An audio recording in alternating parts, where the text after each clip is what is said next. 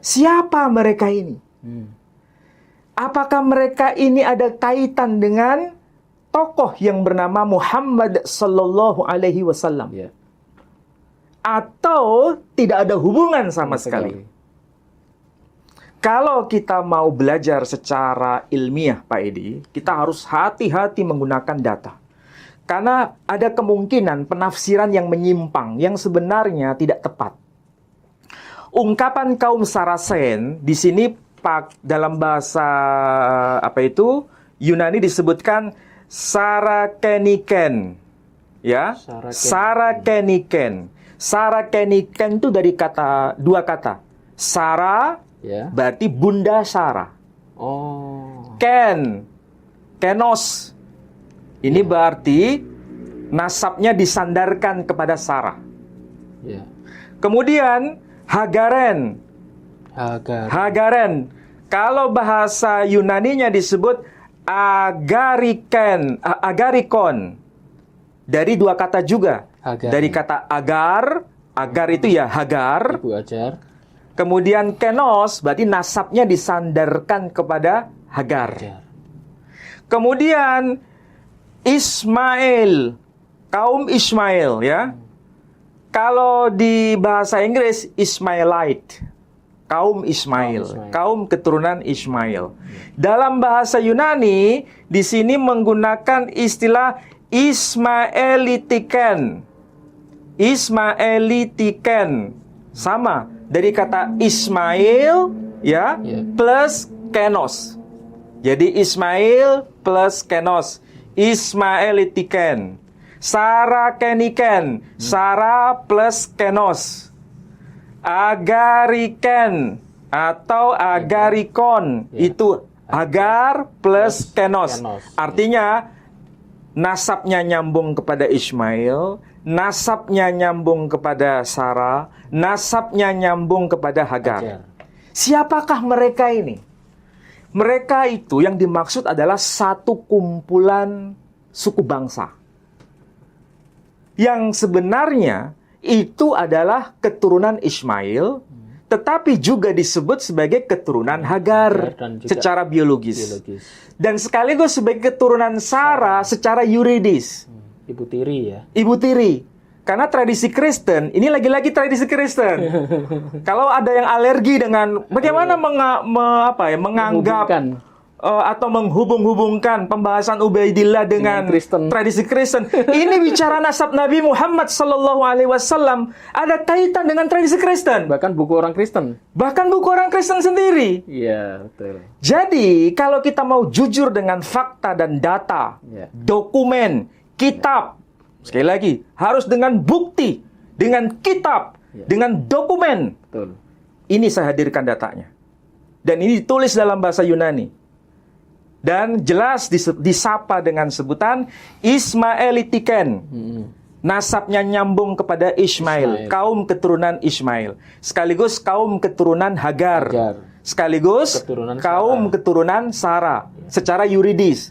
Karena di dalam Alkitab sendiri, Nabi Ismail selain putra biologis dari Sayyidah Hajar, sekaligus dia putra adopsi dari Sarah. Dan itu tradisi bangsa Akadia, bangsa Timur Tengah sebelum munculnya era Nabi kita Muhammad sallallahu alaihi wasallam. Tertulis di dalam Alkitab itu apa?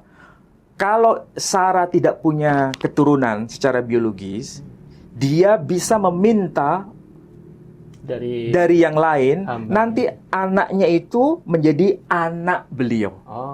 Makanya dalam Alkitab kan disebut, oleh karena dia, aku akan punya keturunan. Itu ucapan Sarah kepada Abraham. Iya, betul. Saudara kita kaum Nasrani juga paham itu. Saya teringat dengan cerita Onan itu ya. Dia kan disuruh menikahi istri dari kakaknya supaya nanti mewarisi anaknya, mewarisi darah kakaknya. Tapi karena Onan ini tidak mau hamil, akhirnya mengeluarkan di luar itu. Itu kan hampir sama kisahnya ya Pak Ali. Jadi tradisi Kristiani sebenarnya membenarkan mengenai adopsi anak angkat itu menjadi bagian dari tradisi nasab itu sendiri. Jadi membahas mengenai Nabi Muhammad Sallallahu Alaihi Wasallam itu kita bisa melalui dokumen ini. Ringkasnya dokumen ini memberikan informasi kepada kita bahwa ada yang disebut sebagai kaum keturunan Ismail, yang nama lainnya adalah kaum keturunan Hagar, yang nama lainnya adalah kaum dari Sarasen. Artinya kaum keturunan Sarah. Jadi kalau dalam bahasa Inggris disapa dengan sebutan kaum Sarasen, berarti ini kaum keturunan Ismail. Kalau disebut sebagai kaum Hagaren, ini berarti juga kaum keturunan Ismail. Tiga istilah ini merujuk pada kaum yang sama, yakni kaum keturunan Ismail. Oke? Ini dokumen yang sezaman dengan Nabi Muhammad Sallallahu Alaihi Wasallam. Nah, dokumen eksternal yang lain, ya, itu ditulis oleh seorang tokoh gereja juga, rahib terkenal di kalangan tradisi Kristen Ortodok, tradisi Kristen Protestan, dan tradisi Kristen Katolik. Tahu tokoh ini? Siapakah beliau? Theophanes, Santo Theophanes. Sering terkenal nama ini. Ya, Santo Theophanes itu beliau lahir tahun 758 atau 760 Masehi. Meninggal tahun 817 Masehi. 817 Masehi. Berarti abad keberapa ini? Abad ke-9. Beliau wafat beliau wafat pada abad ke-9. Ini ternyata bisa dikatakan satu zaman dalam tanda kutip dengan Imam Muslim. Imam Muslim itu kalau dihitung dari sisi tahun Masehi Imam Muslim itu lahir tahun 821 Masehi. Meninggal tahun 875 Masehi. Jadi Theophanes ketika meninggal tahun 817 Masehi, Imam Muslim belum dilahirkan. Karena Imam Muslim baru lahir tahun 821 Masehi. Ya kan? Dan meninggal tahun 875 Masehi. Berarti lebih tua mana dokumen kitab Sahih Muslim yang ditulis oleh Imam Muslim dengan dokumen yang ditulis oleh Santo Theophanes? Theophanes. Santo Theophanes lebih tua. Tetapi jaraknya tidak terlalu jauh, tidak terlalu jauh. Kalau tahun hijrinya Imam Muslim itu lahir tahun 204 Hijri, meninggal tahun 261 Hijri. Nah, pertanyaannya sekarang, apa yang tertulis dalam kitab Sahih Muslim? Di dalam kitab Sahih Muslim itu ada penjelasan siapakah Nabi Muhammad Sallallahu Alaihi Wasallam itu. Nasabnya nyambung kepada siapa? Apakah nasabnya nyambung kepada Ismail ataukah tidak? Dalam Sahih Muslim dikatakan ada satu hadis terkenal, dan tentu ini kaitannya dengan pengkajian nasab. Dikatakan demikian, Innallaha astafa Kinanah min waladi Ismail wastafa Quraisyan min Kinanah wastafa min Quraisy Bani Hashim wastafani min Bani Hashim. Innallaha astafa Kinanah min waladi Ismail. Sesungguhnya Allah telah memilih seorang yang bernama Kinanah di antara keturunan Ismail. Wastafa Quraisyan min Kinanah. Dan Allah telah memilih suku Quraisy dari antara keturunan Kinanah. Wastafa min Quraisy Bani Hashim. Dan Allah memilih, jadi Allah telah memilih Bani Hashim dari antara suku Quraisy. Wastafani min Bani Hashim. Dan Allah memilih aku, kata Nabi, dari antara keturunan Bani Hashim. Jadi, dalam kitab Sahih Muslim disebutkan Nabi Muhammad Sallallahu Alaihi Wasallam nasabnya itu nyambung kepada suku Quraisy. Suku Quraisy nasabnya nyambung kepada Ismail. Ya. Kalau kita sebagai Muslim percaya tidak dengan hadis ini? Percaya. Percaya. Ya. Semua kita percaya. Semua percaya. Karena apa? Karena Sahih Muslim itu kitab yang paling sahih setelah Sahih Bukhari. Oke? Tapi kalau ini dokumen internal, itu berarti hanya klaim sepihak. Ya. Hanya klaim umat Islam. Kalau hanya klaim umat Islam, cukup diimani, selesai. Nggak perlu menakut-nakuti orang non-Muslim. Kalau kamu tidak percaya bahwa Nabi Muhammad nasabnya nyambung kepada Ismail, kamu berdosa. Nggak bisa menakut-nakuti seperti itu.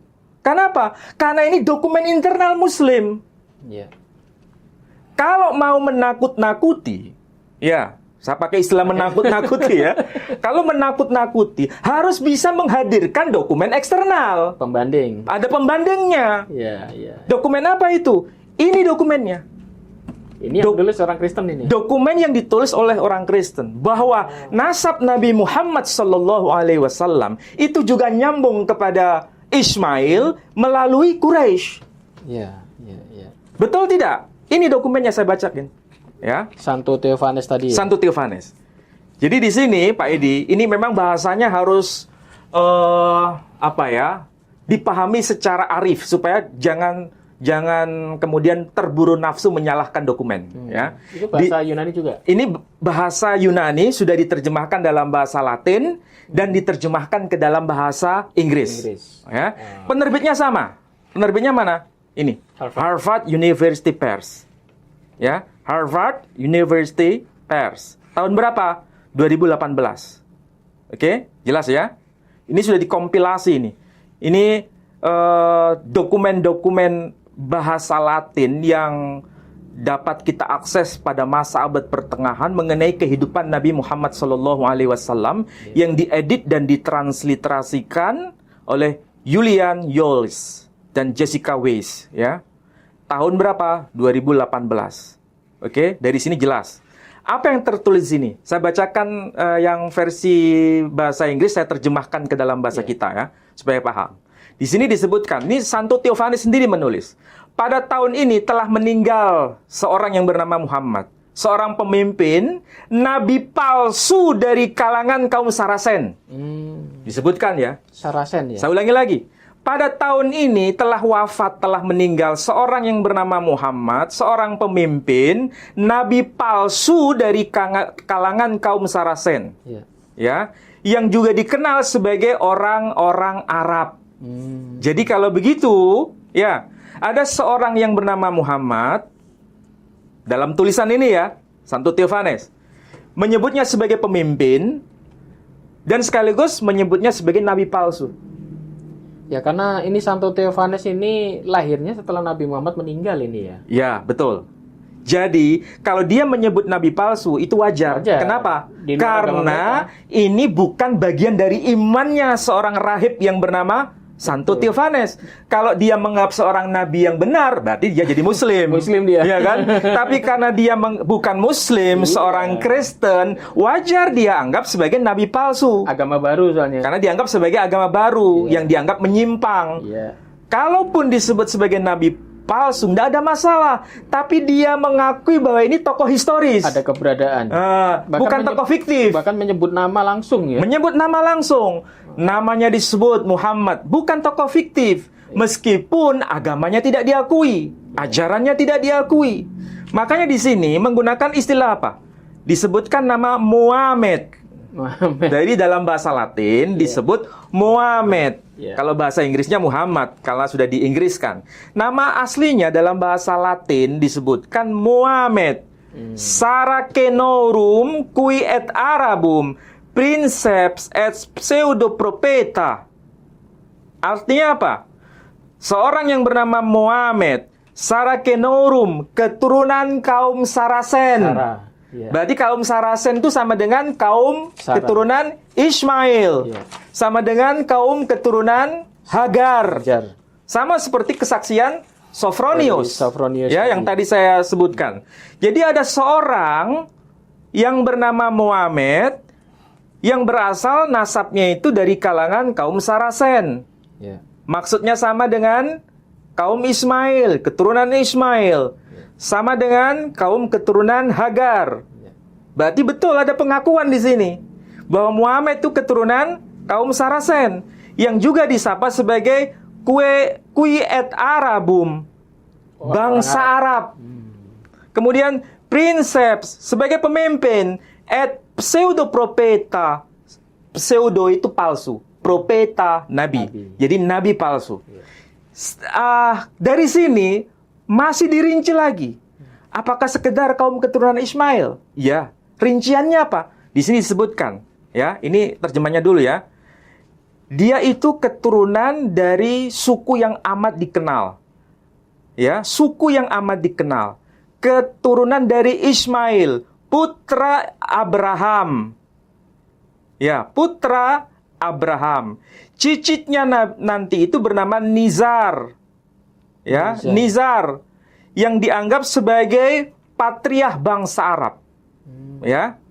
Dia itu Nizar memiliki 2 anak, yakni Mudhar dan Rabi'ah. Mudhar melahirkan suku Quraisy, suku Qais, suku Tamim, suku Asad, dan suku-suku yang lain yang tidak dikenal. Jadi di sini ada pengakuan bahwa Nabi Muhammad SAW itu keturunan Ibrahim, keturunan Ismail, keturunan Nizar, keturunan Mudhar, keturunan Quraisy. Lengkap di sini. Di sini bahasa Latin jelas dikatakan apa? Ismaelis, Fideliset, Fili Abrahai, keturunan Ismail, anak dari Abraham. Nizarus Enim, keturunan dari Nizar. Ismaelis Pronepos. Jadi dia itu sebagai patriark kaum keturunan Ismail. Kemudian di sini disebutkan Higignit Filios Duos. Nizar ini memiliki 2 anak, Duos. Duos, Filios Duos, 2 anak. Siapakah itu? Mudarum, Sliset, Sliset, Rabiam. Yang pertama Mudarum, yang kedua disebut Rabia. Mudarus Gignit Kurasum. Mudar memperanakkan Quraisy, Kurasum, Quraisy. Quraisy et Kaison et Teomimen et Asadum et alias Ignotos. Jadi Mudars itu melahirkan suku Quraisy, suku Qais, suku Tamim, suku Asad, dan suku-suku lain yang tidak dikenal. Et alias Ignotos. Dalam bahasa Latin disebutkan begitu. Jadi di sini dokumennya jelas bahwa nasab Nabi Muhammad SAW itu keturunan Quraisy. Ya, Quraisy keturunan Nizar. Ya, keturunan Mudar bin Nizar, keturunan Ismail, keturunan Ibrahim. Ini dokumen eksternal, Pak Edi. Yang memperkuat apa yang dikatakan oleh Imam Muslim. Jadi dokumen internal ada, dokumen eksternal ada. Iya. Begitulah seharusnya cara membuktikan nasab yang benar. Bahkan sezaman gitu. Sezaman. Iya. Jadi kalau hanya dokumen Imam Muslim, ya cukup diimani. Tapi kalau nggak bisa menghadirkan dokumen seperti ini, untuk apa kita memaksa orang percaya? Iya. Betul. Ini saya terlalu semangat ya. Nah, sekarang coba perhatikan. Nasab Nabi Muhammad SAW, ya. Dokumen yang paling tua dari versi internal Muslim itu Sirah Nabawiyah li Ibni Ishaq. Dia tahun wafatnya itu 151 Hijri, Pak Edi. 151 Hijri. Kalau Imam Muslim tadi tahun berapa ya? Imam Muslim tadi 821 Masehi. Hijriah 204. Berarti abad ketiga. Abad ketiga sampai keempat. Kedua sampai ketiga. Abad ketiga Hijri wafatnya ya. Kalau ini wafat abad kedua Hijri. Selisih 1 abad. Ya. Jadi mana yang lebih tua dokumennya? Lebih tua ini. Lebih tua ini. Jadi dokumen yang paling tua itu bukan kitab hadis, tapi dokumen sirah. Kitab sejarah. Sirah Nabawiyah. Kitab sejarah, bukan dokumen nasab. Ya. Dikarang oleh siapa tadi? Ibnu Ishaq. Di sini disebutkan nama Nabi Muhammad, ini keturunan siapa ada. Tetapi ini bukan dokumen kitab nasab. Ini dokumen kitab sejarah. Ya, dokumen tarikh. Nah, dokumen mengenai nasab yang paling awal mengenai Nabi Muhammad SAW ini adalah kitab Jamharah Nasab Quraisy. Wafat tahun berapa? 256, berarti abad ketiga Hijri. 256 Hijri. Ya, sezaman dengan Imam Muslim, ya. Abad ketiga Hijri. Iya, ketiga. Nah, ini juga abad ketiga Hijri. Ini dokumen nasab. Dan memang ada mengutip soal Nabi Muhammad SAW. Sampai Nabi Ismail ya. Di sini sederhana aja. Hanya dikatakan wa yaqulu laha ma arahu illa nabiy hadhil ummah alladhi basyara bihi Musa wa Isa. Aku tidak melihatnya kecuali hanya seorang nabi umat ini yang telah diberitakan mengenai kedatangannya oleh Musa dan Isa. Ini bicara mengenai Nabi Muhammad SAW sudah termaktub di dalam kitab Jamharah Nasab Quraisy. Abad ketiga Hijri. Jadi kalau dibandingkan dengan masa kehidupan Nabi Muhammad SAW, jaraknya jauh atau dekat? Dekat itu. Sangat dekat. Tapi dokumen nasab Nabi Muhammad SAW ada. Lalu bandingkan dengan Ubaidillah yang abad-abad agak yang seharusnya muncul belakangan. Tapi dokumen itu nggak ada sama sekali. Ya. Kalau kita berpikir waras, Pak Edi, Ya. nalar kita jelas. Seharusnya untuk melacak nasab Nabi Muhammad SAW itu dokumennya agak susah seharusnya. Lebih tua soalnya. Karena lebih tua. Lebih jauh. Lebih mudah untuk melacak nasab Ubaidillah. Karena era belakangan. Pertengahan. Tapi itu pun tidak dokumen temukan. mengenai nasab Ubaidillah tidak jelas seperti sejelas nasab Nabi Muhammad SAW. Ya. Ini kita bicara mengenai dokumen, Pak Edi. Ya. Pak Edi paham maksud saya enggak? Paham. Ya, baik. Ini karena tadi sudah dijelaskan bahwa luar biasa ini ya Nabi kita Nabi Muhammad ini. Ternyata dokumen-dokumennya itu bukan hanya tulisan dari orang Muslim saja, tetapi tulisan itu dari orang non-Muslim loh, orang Kristen. Bahkan hidupnya sejaman dengan Nabi Muhammad. Bahkan ada lagi tulisan setelah Nabi Muhammad wafat, tulisan itu pun ada yang mencatat lagi, yaitu dari Santo Theophanes tadi ya. Dan luar biasanya itu nyambung. Jadi tidak ada kesangsian sama sekali bahwa Nabi Muhammad itu turunan langsung dari Nabi Ismail. Berarti malam hari ini sekaligus menjawab semua tuduhan non-Muslim bahwa Nabi Muhammad itu nasabnya tidak nyambung ke Nabi Ismail. Dan ternyata tuduhan itu dibantah justru oleh orang-orang dari non-Islam sendiri. Ada dokumen eksternal. Dan ada dokumen eksternalnya. Sezaman lagi dengan Nabi Muhammad SAW. Ini kalau kita bandingkan dengan yang nasabnya Ba'alawi yang lebih muda, harusnya tuh lebih kuat datanya. Lebih lengkap lagi harusnya. Seharusnya yang datanya sezaman dengan masa kehidupan Ubaidillah. Dan dokumennya dokumen eksternal. Di luar dokumen kalangan Ba'alawi. Kalau hanya dokumen kalangan Ba'alawi sendiri cukup diyakini. Nggak perlu memaksa kelompok di luar Ba'alawi. Sama seperti ini kalau kita bicara nasab Nabi Muhammad SAW, hanya dokumen Islam cukup diyakini. Tapi kalau mau kajian ilmiah harus hadirkan dokumen eksternal. Ya itu ya. Kalau kita ujian tesis harus bawa semua datanya. Semua data eksternal itu harus ada, bukti eksternal dokumennya itu di luar kelompoknya, ya kan? Kemudian dikaitkan dengan dokumen sezaman. Apalagi dokumen sezaman surat-surat Nabi. Nabi itu kan pernah menulis surat-surat. Ya, kepada raja Persia, kepada raja Bizantium, kepada suku bangsa ini, suku bangsa itu. Ini saya hadirkan ya. Ini mungkin tidak banyak orang tahu. Ternyata ada surat Nabi SAW yang dituliskan kepada orang Yahudi dengan menggunakan huruf Ibrani. Masya Allah. Berarti ada yang pintar bahasa Ibrani di zaman Nabi itu.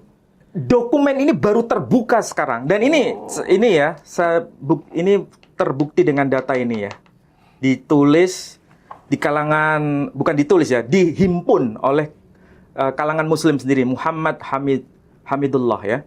Ini majmu'ah, ini semacam ensiklopedia. Dan kitab ini banyak menghadirkan foto-foto dari surat-surat ya, surat-surat Nabi. Di sini tersimpan itu ya. Iya. Dan ini di internet juga ada sebetulnya. Iya. Ini salah satu surat Nabi yang ditulis dengan huruf Arab, huruf Ibrani, bahasanya Arab yang disebut Yudeo-Arabik. Makanya di sini disebutkan ini. Kitab nusiba ilaihi sallallahu alaihi wasallam lihanina wa ahli Khaybar. Jadi ini tulisan yang ditulis pada zaman Nabi sallallahu alaihi wasallam yang dikirimkan kepada Hanina dan juga penduduk Khaybar. Penduduk Khaybar kan orang-orang Yahudi. Orang-orang Khaybar. Madinah ke arah utara. Orang-orang Khaybar. Ketua kaum Yahudinya disebutkan namanya Hanina. Ditulis dengan apa ini? Bil-lughatil arabiyyah walakin bi khat Ibrani. Jadi ini ditulis dalam bahasa Arab tapi khatnya Ibrani. Ini dokumen yang sampai sekarang masih tersimpan. Di mana ini? Ini ma'khudh min majallah Jewish Quarterly Review. Nah, ini bahasa Inggris tapi sudah diarabkan ya. Jadi ini dokumen yang sudah divalidasi oleh jurnal internasional di Israel. Jewish Quarterly Review. Ini dokumen masih ada, Pak Edi. Itu bahasa Ibrani ya? Tulisannya Ibrani. Nah, ini tulisannya kayak gini. Tapi ucapannya Arab. Iya, jadi ada Bismillahirrahmanirrahim di sini tertulis, tapi tulisannya Ibrani. Jadi ini yang bisa dikatakan dokumen yang sezaman dengan kehidupan Nabi Muhammad SAW. Ada dokumennya. Dan ini sezaman juga dengan masa kehidupan Sophronius. Makanya ketika menulis surat kepada Raja Bizantium, Sophronius itu masih hidup. Makanya dia bisa bicara seperti itu. Dokumennya ada. Dokumen Islam oke, dokumen internal ya, dokumen eksternal dari Sophronius oke. Begitulah cara melacak nasab yang benar. Bukan pokoknya harus internal ada, diakui sendiri, bukan dikait-kaitkan dengan Kristen. Ini nalar kayak apa seperti ini tuh? Apalagi, bukankah selama ini kita bicara mengenai kristologi? Betul. Artinya itu kan dokumen eksternal harus bisa dihadirkan. Jadi kenapa waktu kita bahas nasabnya Ba'alawi, kita bahas dari kelompok Kristen ada yang protes? Nah, itulah sebabnya saya tidak habis pikir. Mereka ini sebetulnya mau menggunakan pisau yang sama, tetapi tidak jujur dalam menggunakan kaidahnya. Waktu dia bahas kristologi, buka-buka buku Kristen. Kalau kita seharusnya kita kritis terhadap nasab Nabi Muhammad SAW harus bisa divalidasi. Juga harus kritis terhadap nasab yang lain. Apalagi itu keturunan Nabi loh. Apalagi keturunan Nabi. Yeah. Nabi Muhammad SAW nasabnya nyambung dengan Nabi Ismail. Yeah. Cara membuktikannya seperti ini. Dokumen eksternal ada, dokumen sezaman ada. Cara membuktikan nasab Ubaidillah keturunan Nabi Muhammad SAW seharusnya juga dokumen eksternal ada, dokumen sezaman juga ada. Itu kalau dari kacamata filologis. Tapi di-cut hanya 2 zaman saja. Bagaimana? Makanya itu perlu pembelajaran dan belajar banyak. Kalau orang Nasrani meragukan nasab Nabi Muhammad SAW, malah orang Nasrani lebih ragu lagi terhadap nasab Ubaidillah. Ya, apalagi kan tidak ada bukti-bukti dokumen. Apalagi nggak ada bukti dokumen sezaman, nggak ada bukti dokumen eksternal, ya kan? Kalau untuk Nabi Muhammad sudah jelas ya. Jadi jelas, sangat-sangat apalagi jelas. Ini Nabi umat Muslim. Kalau sampai Nabi Muhammad itu dokumennya hilang, sudah cukup diimani aja. Nggak perlu kita mendakwahkan kepada non-Muslim. Ya, alhamdulillah kan? Kita punya Ustadz Menahem Ali ini, beliau bisa bongkar-bongkar data yang begitu tua. Mungkin tidak banyak ya. Ustadz Kiai yang bisa membongkar nasab dari Nabi Muhammad dilihat dari kitab-kitab selain kitabnya orang Muslim loh ya. Dan ini membuktikan bahwa Nabi Muhammad itu memang ada Dan itu tokoh historis. Tokoh historis. Bukan tokoh fiktif. Bukan tokoh fiktif. Dan ini semua buktinya. Iya. Jadi kalau ada orang Kristen yang masih meragukan kenabian Nabi Muhammad, apalagi ada orang Islam yang ragu ini sekarang. Iya. Gara-gara gempuran dari misionaris, dari penghujat-penghujat Islam. Mereka selalu mencekoi otak-otak anak-anak muda itu bahwa Nabi Muhammad itu bukan turunan Nabi Ismail. Bahkan sekarang ada film yang baru ini. Bahkan yang dikorbankan itu bukan Ismail, itu Iska, apa itu judulnya lupa saya itu. Yaitu karena tidak membaca dokumen eksternal ini, Pak. Iya. Nggak baca dokumen.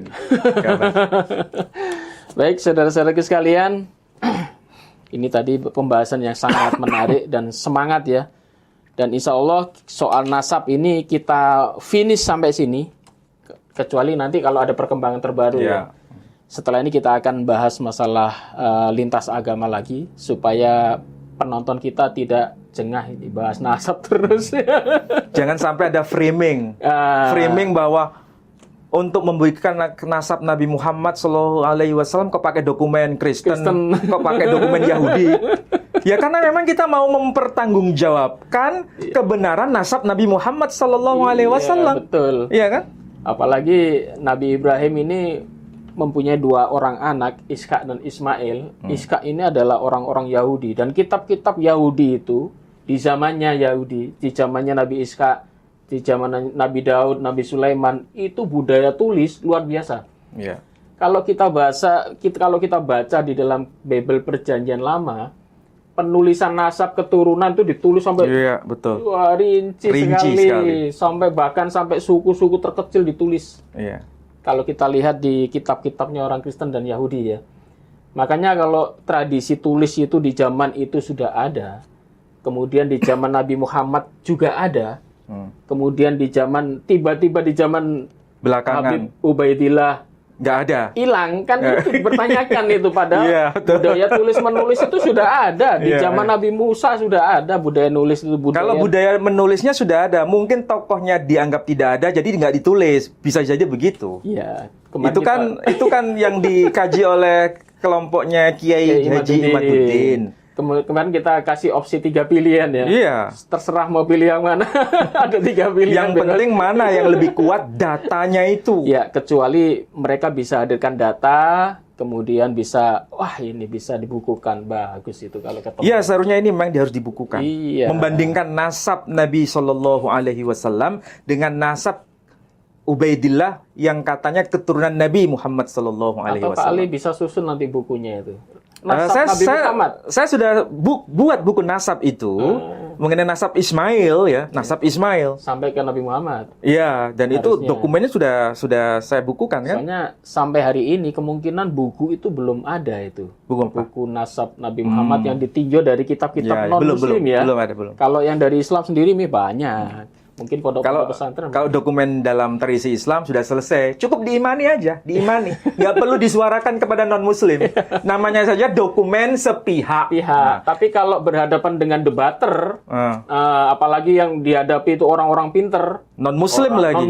Harus dokumen eksternal. Kalau kita hanya bawa kitab dari Al-Quran, dari bahasa-bahasa Arab, ya ditolak mentah-mentah lah. Jadi kalau bicara mengenai nasabnya Ubaidillah, di kalangan kaum Ba'alawi, ya cukup di kalangan kaum Ba'alawi aja, cukup diimani. Tapi kalau mau membicarakan keluar komunitas kaum Ba'alawi, harus hadirkan dokumen eksternal, dokumen sezaman. Betul. Begitu caranya. Betul itu. Kalau hanya ngarang, ya banyak cerita akhirnya. Tapi kalau tidak bisa hadirkan data, ya percuma ya, hanya ngarang-ngarang bebas saja kan. Dan semua bisa kalau ngarang. Baiklah, saudara-saudaraku sekalian, saya ingatkan sekali lagi bahwa yayasan kami, Yayasan Pembina Mu'alaf, sampai hari ini kita masih konsentrasi membina para mu'alaf ya. Di luar pulau, di luar daerah itu banyak sekali. Di Manado, di Kalimantan, di Papua. Dan semuanya masih membutuhkan dana. Sekaligus saat ini kita juga membangun pondok pesantren di Jombang, di desa Wonosalam. Sekaligus kita juga saat ini lagi membangun masjidnya. Untuk itu kami tidak bosan-bosannya mengetuk saudara-saudaraku sekalian yang bisa berdonasi, dukung perjuangan kami di nomor rekening 11188899971 atas nama YPM Jawa Timur ya. Dukung kami, perjuangan kami ini masih panjang dan kami membutuhkan Anda sekalian untuk mendukung dakwah kami. Itu Pak Ali mungkin mau tambahkan lagi? Ya, kesimpulan dari pembahasan kita malam ini, pembicaraan tema nasab itu memang menjadi kewajiban bagi setiap muslim. Maksudnya bagi kaum muslimin itu harus tahu ya. Harus tahu. Apalagi bicara mengenai nasab Nabi Muhammad sallallahu alaihi wasallam yang katanya keturunan Nabi Ismail alaihi salatu wassalam. Sekarang sudah bukan katanya lagi ini. Ini sekarang bukan katanya lagi, tapi karena ini ada bukti eksternal, ada pengakuan tuh tokoh dari historis, non-muslim. bukan tokoh fiktif. Ya. Kemudian dokumen sezaman Juga ada. Dokumen eksternal ada. Surat-suratnya bahkan surat-surat ada. Nabi sendiri ada, Iya. ya kan, yang sezaman dengan Nabi. Ya. Bahkan pengakuan eksternal dari tokoh besar yang bernama Santo Sophronius. Kemudian Santo Theophanes. Ya. Itu baru 2 tokoh yang saya sebut. Padahal Belum masih lagi, ya. ada satu bukti dokumen doktrina Yakobi menyebutkan juga Nabi Muhammad. Pseudopropeta menyebutkan nabi palsu, betul. Iya. Tapi itu kan pengakuan bahwa dia tokoh historis meskipun disebut nabi palsu. Tapi dari kalangan Saracen, sama seperti Sophronius. Dan itu tahun berapa? 634 Masehi, 600, dokumen itu. Berarti zaman Nabi Muhammad. Nabi Muhammad Shallallahu Alaihi Wasallam meninggal tahun 632 Masehi. Selisih waktu cuma 2 tahun. Saja itu. Dokumennya tercatat rapi. Masa. Nah, sekarang persoalan mengenai nasabnya Ubaidillah. Itu tokoh historis atau tokoh fiktif? Masih diperdebatkan. Dokumen eksternal ada nggak? Tidak ada. Dokumen sezaman ada nggak? Tidak ada. Lalu bagaimana kita harus berhujjah kepada kalangan non-Ba'alawi? Ya. Harus menghadirkan dokumen-dokumen itu. Kalau tidak, cukup diimani. Silakan diimani. Tapi tidak perlu memaksa kelompok lain untuk harus percaya itu. Karena dokumen sepihak. Dokumennya tidak ada. Iya. Kecuali kalau dokumennya ditemukan.